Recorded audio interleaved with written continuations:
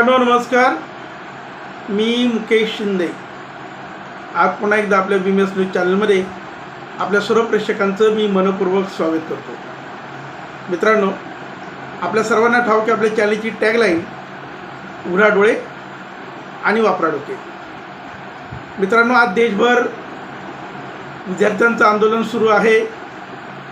गल्ली ते दिल्ली संपूर्ण देश हा ढळून निघालेला आहे. आणि ह्या पार्श्वभूमीवर आज 22 जुलै महाराष्ट्राचे कर्तबगार असे मुख्यमंत्री नामदार देवेंद्र फडणवीस यांचा वाढदिवस आहे. तर माजी उपमुख्यमंत्री स्वर्गीय अजितदादा पवार यांचा जयंती दिवस आहे. अनेक कार्यक्रम सर्वत्र भारतीय जनता पक्ष, राष्ट्रवादी काँग्रेस पक्ष आणि विविध सामाजिक संघटना संस्था यांच्या माध्यमातून अनेक सामाजिक उपक्रम राबवून ह्या नेत्यांचा वाढदिवस जयंती दिन हा या ठिकाणी साजरा होतो. योगायोगाने दोन्ही नेत्यांचा वाढदिवस एकाच दिवशी आले असल्यानं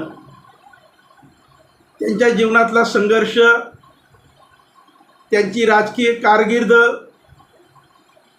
त्यांनी समाजात केलेलं कार्य याबद्दलची उत्सुकता लोकांमध्ये असते. मोठ्या प्रमाणामध्ये बोललं जातं आणि म्हणून ह्या दोन्ही कर्तबगार अशा नेत्यांच्या जीवनाचा आढावा घेण्याचा उद्देशानं आज हा व्हिडिओ बनवतो. मित्रांनो, देवेंद्र फडणवीस हे उत्तम शासक आहेत. सर्वहारा समाजाच्या उन्नतीचा, विकासाला केंद्रबिंदू मानून त्यांनी या ठिकाणी आपल्या महाराष्ट्रामध्ये काम करतायत.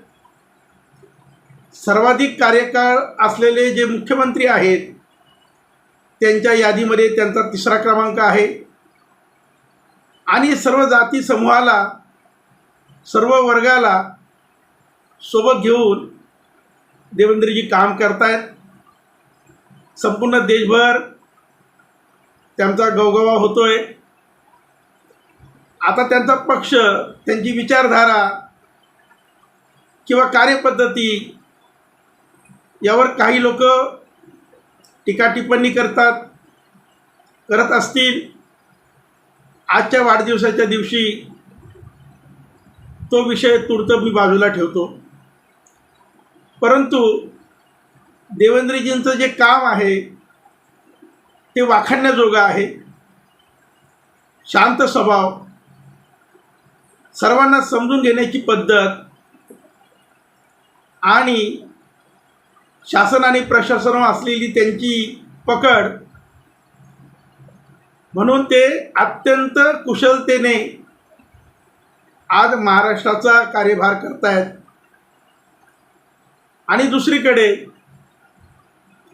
स्वर्गीय अजितदादा पवार हे उत्तम प्रशासक होते. त्यांनी त्यांच्या रोखठोक भूमिकेमुळे,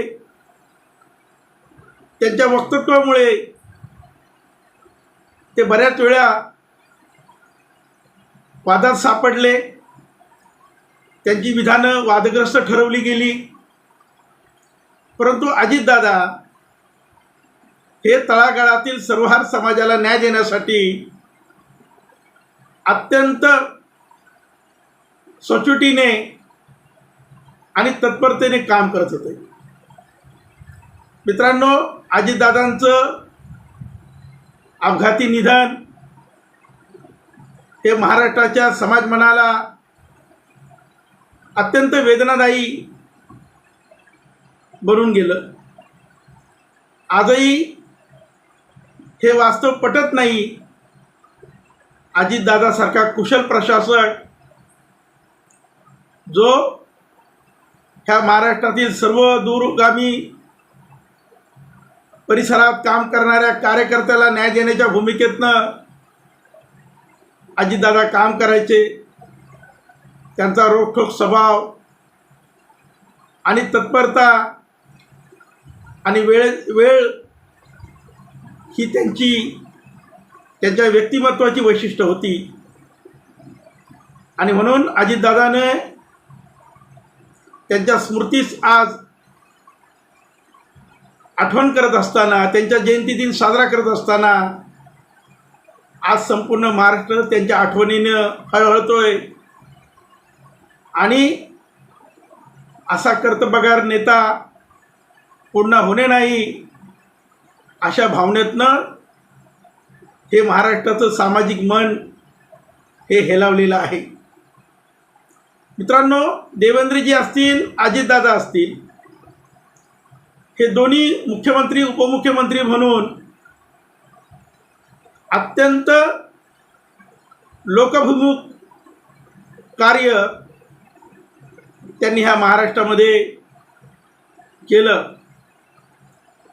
शासन प्रशासनामध्ये काम करत असताना नेमक्या लोकांच्या समस्या काय आहेत, त्यांचे प्रश्न काय आहेत, लोकभावना काय आहेत, त्या समजून घेत असताना, त्याची सोडवणूक करत असताना सर्वांशी चर्चा करणं, सर्वांची भूमिका समजून घेणं आणि त्यानंतर निर्णय घेणं, अशा पद्धतीचं काम देवेंद्रजी करतायत.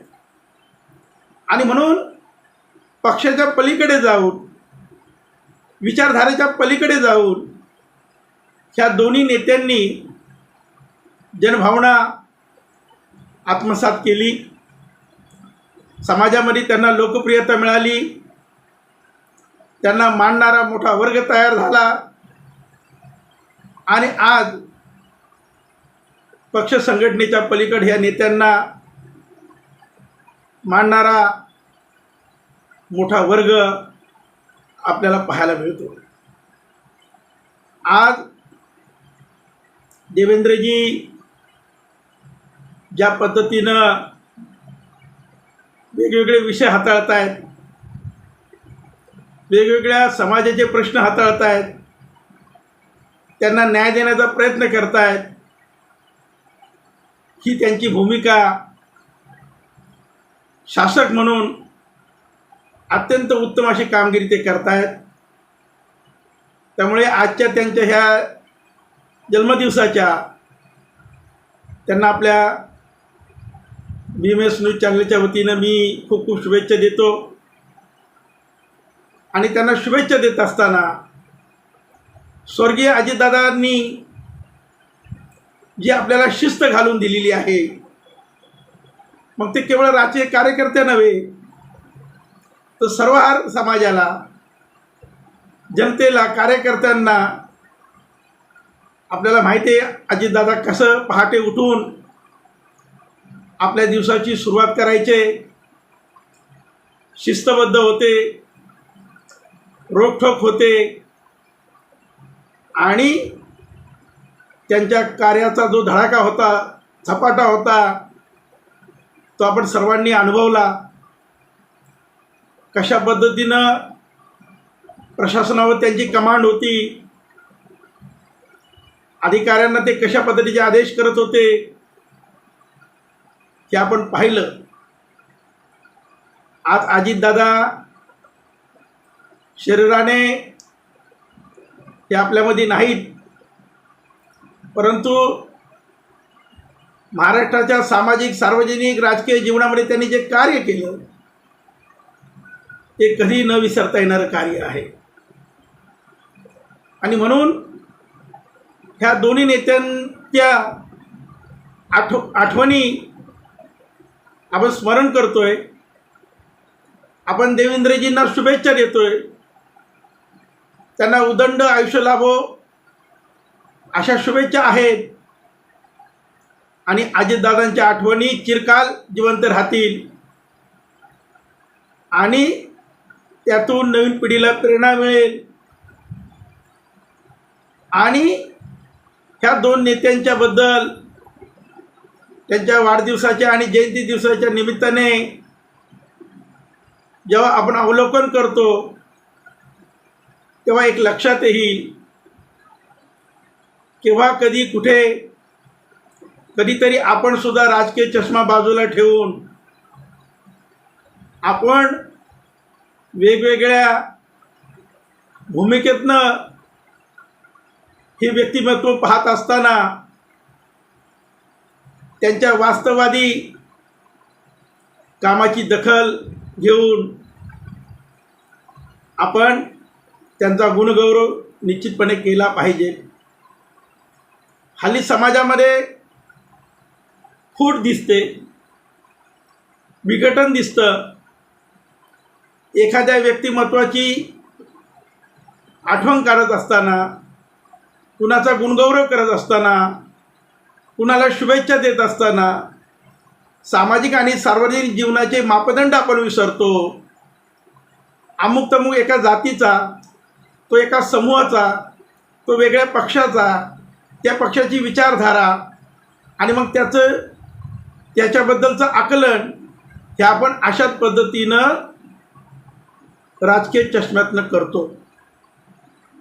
आणि म्हणून ही दृष्टी जी आपली आहे ती दृष्टी आपली साफ असली पाहिजे, तरच आपण वेगवेगळ्या क्षेत्रातल्या ह्या अशा व्यक्तिमत्वांचा, त्यांच्या जीवनाचा, त्यांचा जो संघर्ष आहे याच्यातून आपण बोध घेऊ शकतो, प्रेरणा घेऊ शकतो. म्हणून आजच्या ह्या दिवशी महाराष्ट्राचे उत्तम शासक असलेले देवेंद्रजी आणि नामदार स्वर्गीय उपमुख्यमंत्री अजितदादा पवार यांच्या जयंतीदिनी ह्या व्यक्तिमत्वांच्या जीवनातून आपण काय बोध घेणार आहोत, काय प्रेरणा घेणार आहोत, कशी वाटचाल करणार आहोत हे आपण सर्वांनी लक्षात घेऊन वाटचाल केली पाहिजे. मी देवेंद्रजींना पुन्हा एकदा शुभेच्छा देतो.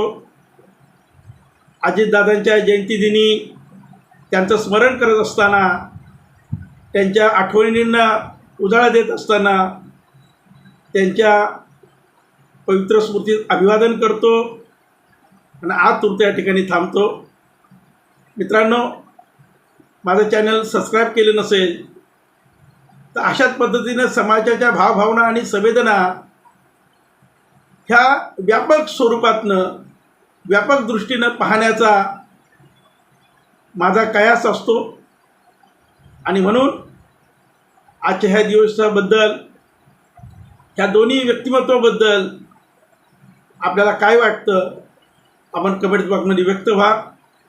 आज तुमच्या ठिकाणी थांबतो. जय हिंद, जय भारत.